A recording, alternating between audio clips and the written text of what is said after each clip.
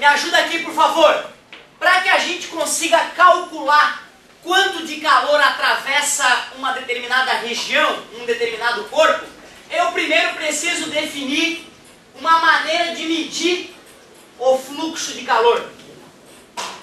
E aí vai então definição de fluxo de calor. Como é que é velocidade mesmo? Definição de velocidade?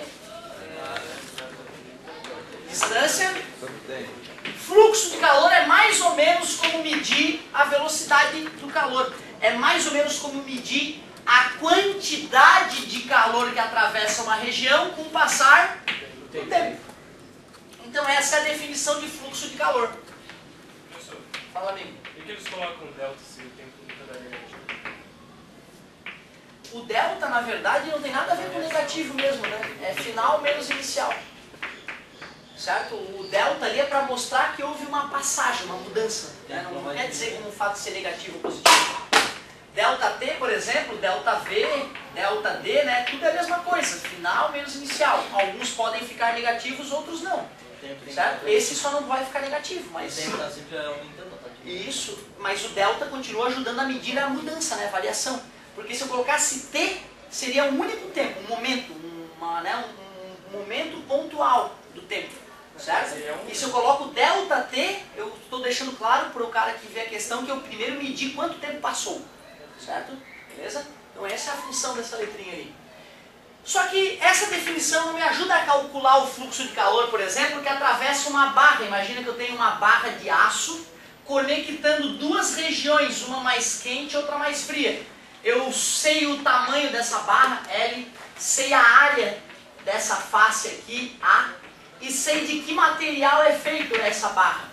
Se eu souber a temperatura que essa face se encontra e a temperatura que a outra face se encontra, vamos supor que a temperatura 1 seja maior que a temperatura 2. O calor flui da região de maior temperatura para a região de menor temperatura. Tudo bem para vocês? Então agora eu consigo descobrir como é que calcula o fluxo de calor através desse corpo aí. Ó. Pensa comigo, gente. O fluxo de calor vai ser direta ou inversamente proporcional à diferença de temperatura ΔT?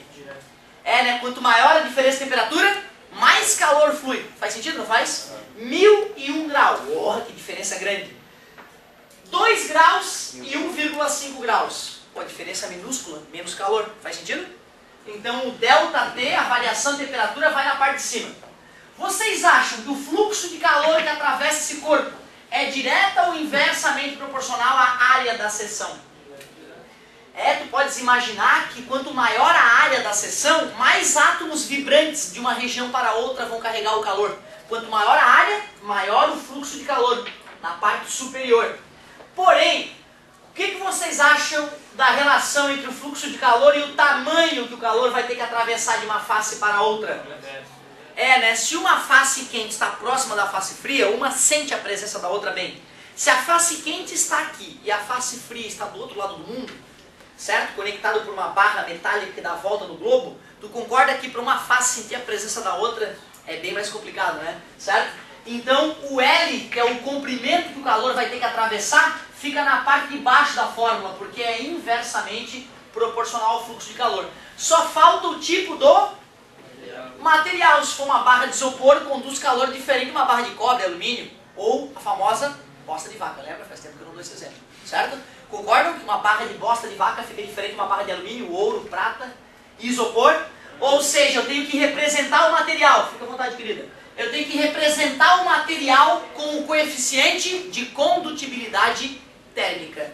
Com essas duas fórmulas aqui, meus amigos, dá para matar qualquer questão que envolva fluxo de calor por condução. Só para tu não me xingar na faculdade eles chamam isso aqui de lei de Fourier. E lá na faculdade aparece um menos também aqui na fórmula, tá? Que não vai aparecer aqui no ensino médio, tá? Por que esse menos, professor? Porque variação de temperatura é afinal. Se o calor vai daqui para cá, tu concorda que essa é maior?